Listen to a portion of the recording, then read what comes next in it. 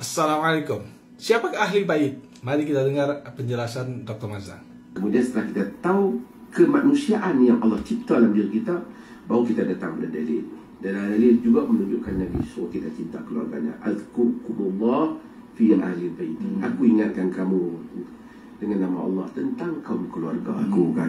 Kemudian ada ayat innama yuridullah liyuthiba ankum rijsa ahlil bait yutahhirukum tatheera. Cuma kita nak bahas pula siapa dia ahlul bait ni. Ini pun mungkin lagi kita kena bincang siapa ahlul bait ni, kan. Sekarang ni ahlul bait ni, ahlul bait yang cuba diangkat, kita tak ada masalah mengangkat anak keluarga Ali, anak-anak Fatimah dan Ali, memang itu pun ahlul bait. Tetapi mengangkat dalam istilah umum ni panggil ashabul kisah, ataupun orang-orang yang yang mana Nabi letakkan kisah selendang tu di atas mereka ni, yang terdiri daripada ahli kisah ni, iaitu Fatimah, Ali, Hasan dan Husain. Syiah dia tarkiskan, dia fokuskan pada mereka ni saja.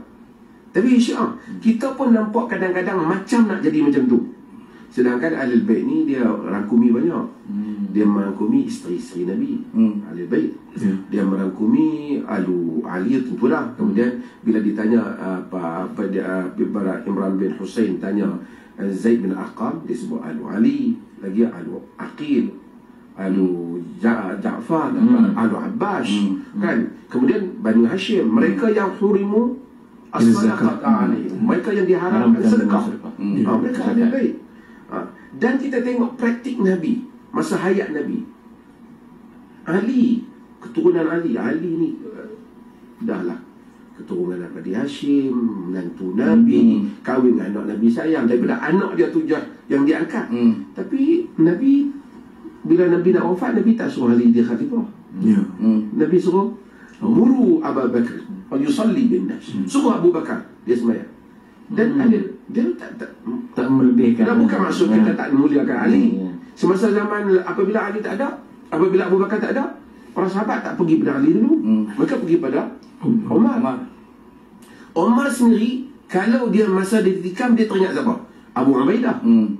Maksudnya bukan meminggirkan Ali, tetapi hulu ni tak ada. Hulu yang macam sedang diangkat ni, unsur ni ada naz'atut tasyayyuh, ada bau kesyiahan. Saya bukan kata daripada Syiah, tapi naz'ah tu, bau tu ada.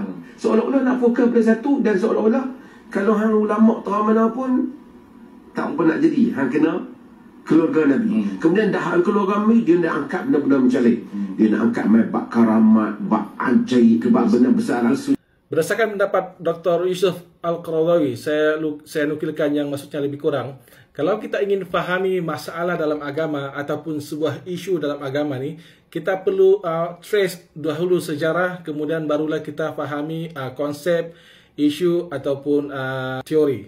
Okay? Jadi kalau kita mau tahu Ahlul Bait ni, kita perlu trace sejarah ataupun sirah Nabi. Di mana sirah Nabi ni dia menceritakan keseluruhan kehidupan Nabi dan juga keluarga Nabi serta sahabat-sahabat Nabi, kan. Kemudian barulah kita fahami istilah ataupun isu. Okay? Untuk memahami isu, kita perlu faham juga dahulu istilah, yakni seperti Ahlul Bait. Apakah Ahli Bait ini?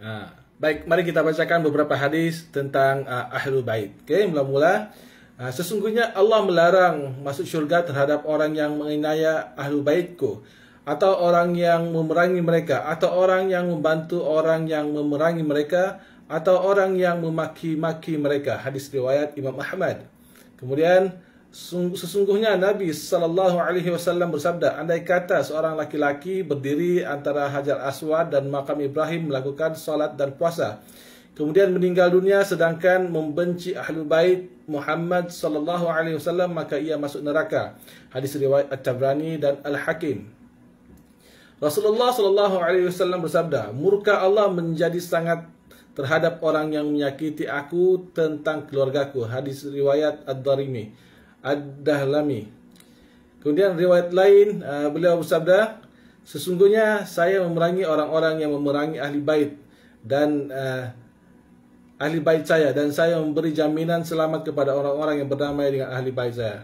Hadis riwayat At-Tirmizi, Ibnu Majah dan Al-Hakim. Okay, dalam tafsir Al-Qurtubi disebutkan, syurga diharamkan bagi sesiapa yang menzalimi Ahlul Baitku dan menyakiti aku melalui keturunanku. Okay, tafsir Al-Qurtubi. Jadi apakah maksud Ahlu Bait ni? Okey, kalau kita translate ke bahasa Melayu, Ahlu Bait bermaksud ahli rumah, penduduk rumah, penghuni rumah. Okey, Ahlu Bait Nabi, Ahlu Bait saya bermaksud penduduk rumah Nabi, ahli rumah Nabi, orang yang mendiami rumah Nabi, orang yang mendiami rumah bersama Nabi.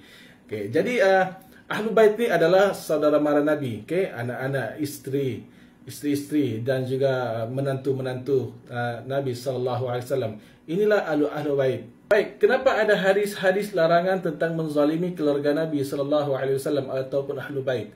Yang ini kita perlu tengoklah sirah Nabi SAW untuk memahaminya. Okay? Kalau kita tengok sejarah Nabi, sejarah dakwah Nabi SAW, baginda Nabi ini dia ramai musuh.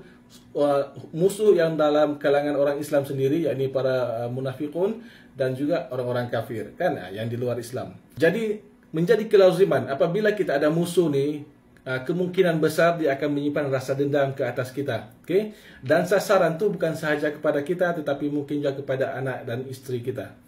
Jadi baginda Nabi SAW dia berpesan ni, okay? Dikhawatiri apabila baginda meninggal, okay? Maka orang-orang kafir, orang munafik ini akan membalas dendam ke atas Nabi dengan cara menzalimi ahli keluarga Nabi SAW. Maka mungkin sebab itulah, okay, hadis-hadis Nabi SAW tentang larangan menzalimi Ahlul Bait ini, okay, disabdakan oleh beliau. Kemudian ada sebuah hadis lagi yang mana Nabi SAW melarang orang menzalimi keturunannya, yang berbunyi, sesungguhnya Nabi SAW telah bersabda sedangkan beliau di atas mimbar, yakni, apa keadaan kaum yang menyakiti aku dalam nasab dan kerabatku? Ingat, barang siapa yang menyakiti keturunanku dan orang-orang yang mempunyai hubungan denganku, berarti ia menyakiti aku. Dan barang siapa yang menyakiti aku, maka ia benar-benar menyakiti Allah Ta'ala. Konteks hadis ni sama juga dengan hadis-hadis yang saya bacakan tadi. Maknanya Nabi SAW memberi amaran, memberi warning kepada orang-orang munafik, kepada orang-orang kafir, jangan menyakiti keturunannya hanya kerana mereka berdendam kepada baginda Nabi SAW. Pertama.